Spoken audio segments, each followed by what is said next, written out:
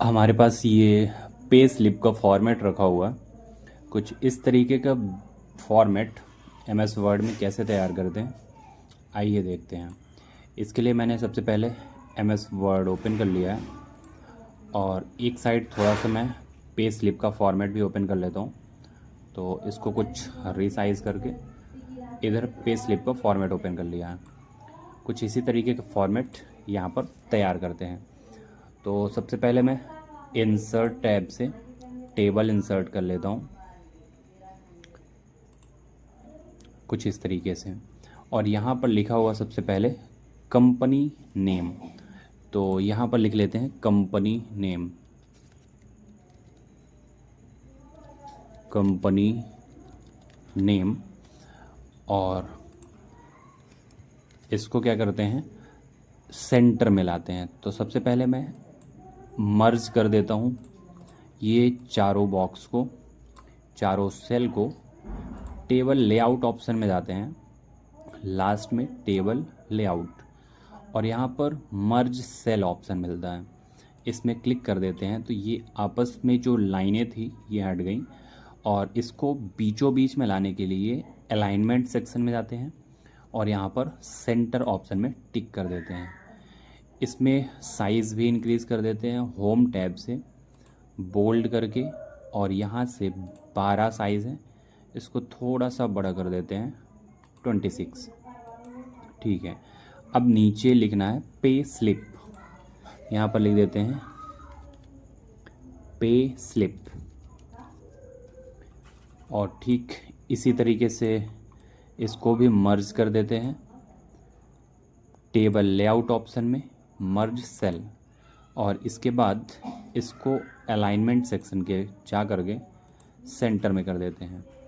और उसी तरीके से बोल्ड, और इसकी भी साइज़ को 24 कर देते हैं। इसको अपर केस में करना है तो होम टैब के अंदर चेंज केस ऑप्शन में अपर केस ऑप्शन मिल जाएगा।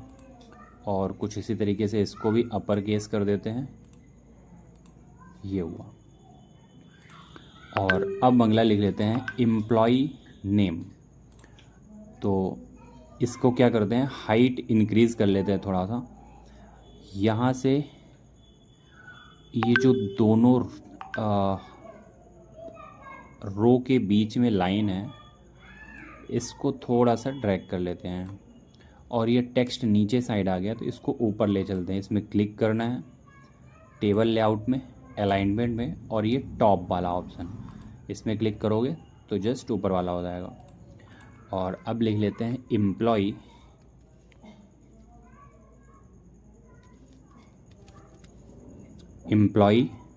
नेम। और इसके जस्ट नीचे वाले में आईडी नंबर,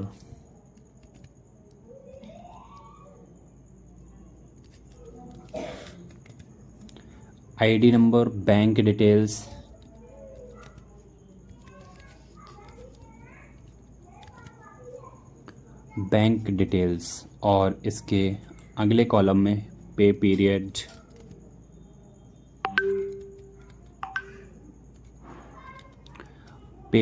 हो गया। और इसके अगले वाले में पे साइकिल,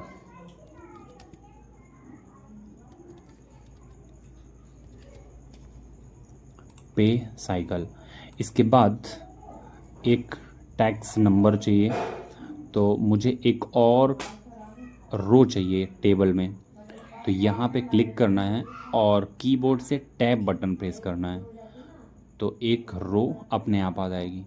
और अगर यहाँ से नहीं करना तो एक ऑप्शन मिलेगा टेबल लेआउट में, इंसर्ट रो बिलो मतलब नीचे साइड, क्लिक करोगे तो नीचे साइड एक आ जाएगा। और अगर ऊपर साइड चाहिए था तो यहाँ पर बैंक डिटेल से ऊपर एक मेरे को चाहिए, तो यहाँ पर इंसर्ट रो अबव, उससे पहले ये आ गया। लेकिन अभी मुझे यहाँ पे नहीं चाहिए था तो ये डिलीट ऑप्शन है, डिलीट रो। ठीक है। इसमें लिख देते हैं टैक्स नंबर,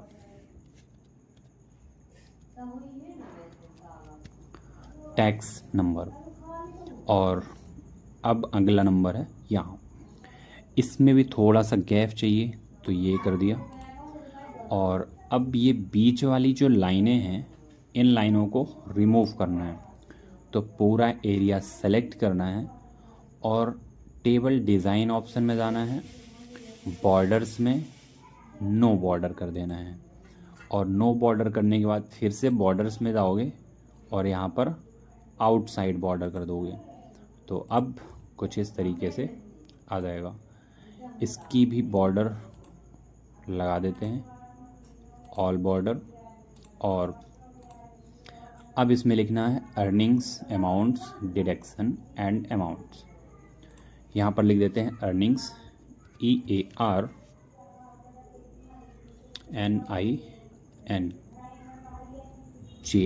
अर्निंग्स, अमाउंट, और यहाँ पर डिडक्शन,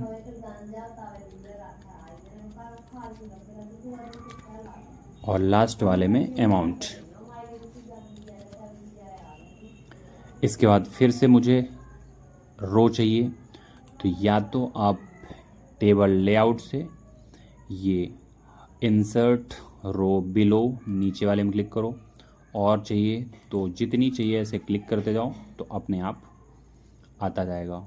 अब यहाँ पर बेसिक सैलरी, HRA, कन्वीनियंस, तो ये सारा यहाँ पर इनपुट कर लेते हैं। और इससे पहले इसको मैं सेलेक्ट करके होम टैब के अंदर बोल्ड कर देते हैं, साइज़ थोड़ा सा इंक्रीज़ कर देते हैं और इनको अलाइनमेंट करके सेंटर में कर देते हैं। इतना करने के बाद इसकी थोड़ा सा साइज़ इंक्रीज़ और इसको टेबल लेआउट से अलाइनमेंट में बीचों बीच वाले ऑप्शन में टिक कर देते हैं। और अब इसमें कलर भी करना है, तो सेटिंग्स, टेबल डिज़ाइन में जाना है, शेडिंग ऑप्शन मिलेगा और यहाँ से जो भी कलर करना है आपको, ये कलर भी यहाँ से कर सकते हैं। ठीक है। और अब अगला है बेसिक सैलरी।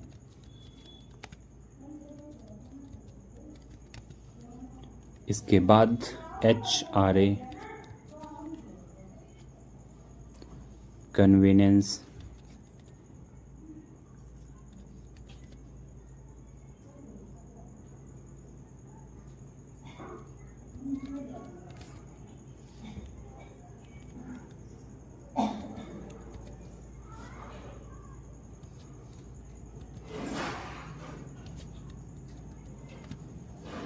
अलाउंस,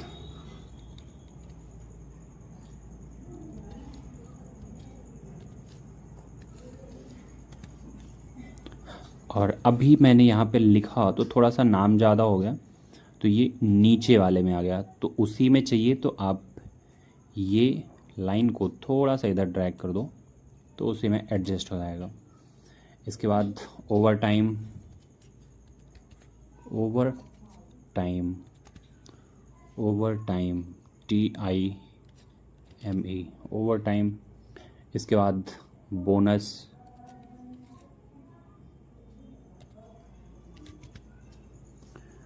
बोनस के बाद यहाँ पर प्रोविडेंट फंड,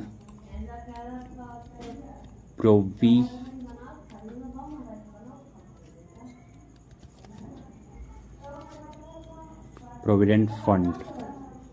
इसके जस्ट नीचे ESI, professional tax,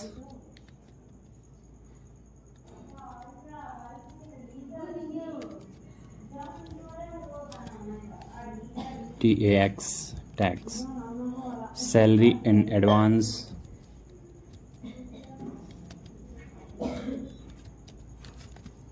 salary advance, TDS कितना कटा, अदर डिडक्शन।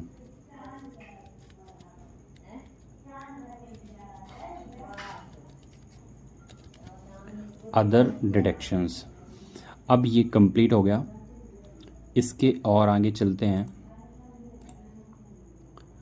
तो यहाँ पर क्लिक करो और टैब बटन प्रेस करो, फिर टैब प्रेस करते जाओ तो ये अपने आप आता जाएगा। अभी यहाँ पर 2 रो ब्लैंक रखना है, ये 2 रो। इसके बाद तीसरी रो में लिखना है gross earning, GROSS, gross earning, gross earnings. और यहाँ पर लिखना है टोटल डिडक्शंस,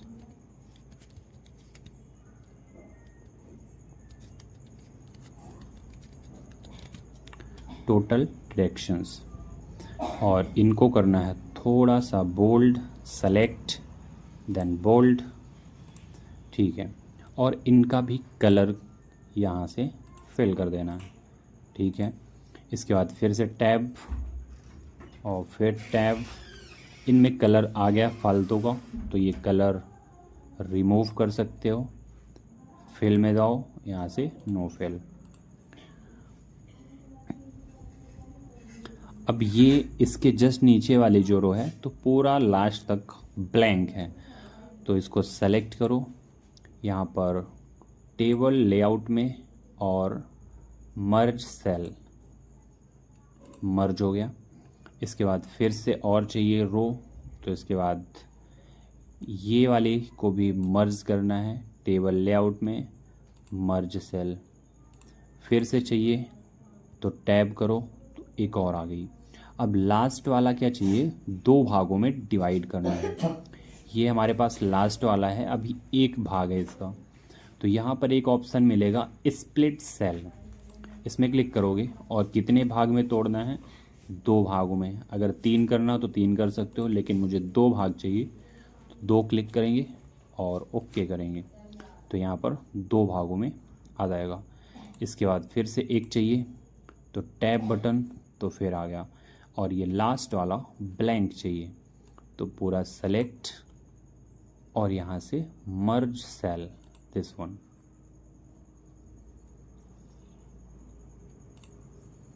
इसमें भी कलर चाहिए, तो आप सेलेक्ट करो और जो भी कलर करना हो कलर कर दो। एक और है, इसको भी मर्ज करना है, तो टेबल लेआउट में और मर्ज। और अब इसमें लिखना है नेट सैलरी ट्रांसफर्ड,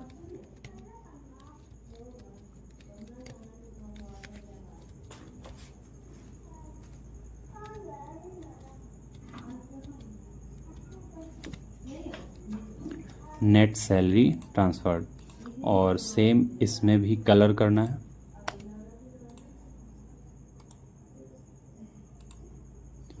तो इसमें क्लिक करो और यहाँ से टेबल डिज़ाइन में शेडिंग ऑप्शन, तो ये कुछ इस तरीके का बन गया। अब बस ये लाइन ड्रॉ करना रह गया, तो इसके लिए इंसर्ट में शेप्स और सीधी लाइन ड्रॉ करना। जब ड्रॉ कर रहे हैं तब ध्यान दो, शिफ्ट बटन होल्ड कर लेना है, तो लाइन एकदम सीधी आ जाएगी। इसकी लाइन थोड़ा सा ज़्यादा मोटी है, तो यहाँ वेट में जा करके इसको और पतला कर सकते हैं।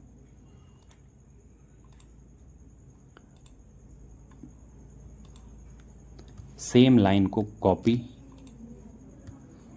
कॉपी करना है और दूसरी जगह पेस्ट। और अब कीबोर्ड में एरो की सहायता से लेफ़्ट राइट मूव कर सकते हैं।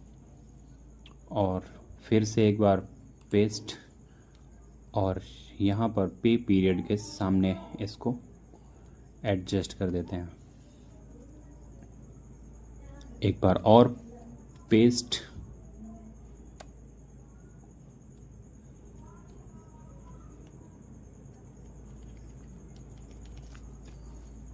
एक बार और कहीं क्लिक करना है, पेस्ट करना है और इसको भी एडजस्ट कर देना है कुछ इस तरीके से। और फिर से एक बार पेस्ट करना है और पे साइकिल के बीच में एडजस्ट कर देना है। और अब 2 लाइनें थोड़ा सा बड़ी साइज़ की चाहिए, तो फिर से इंसर्ट में शेप्स और ये सीधी लाइन, यहाँ से शिफ्ट बटन होल्ड करके सीधा ड्रॉ कर देना है। ये थोड़ा सा ज़्यादा मोटी आ रही है, तो वेट में जा कर के इसको कम कर देंगे। एक बार इसको कॉपी करते हैं, फिर से नीचे क्लिक करके पेस्ट कर देते हैं और इसको भी एडजस्ट कर लेते हैं कुछ इस तरीके से। और अब यहाँ पर एक लाइन ड्रॉ करना है, तो इंसर्ट, शेप्स और लाइन,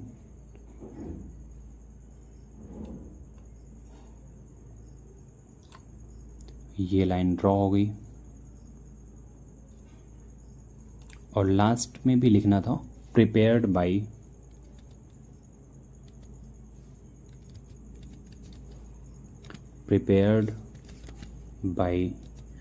और इसके जस्ट बगल में रिसीव्ड बाय।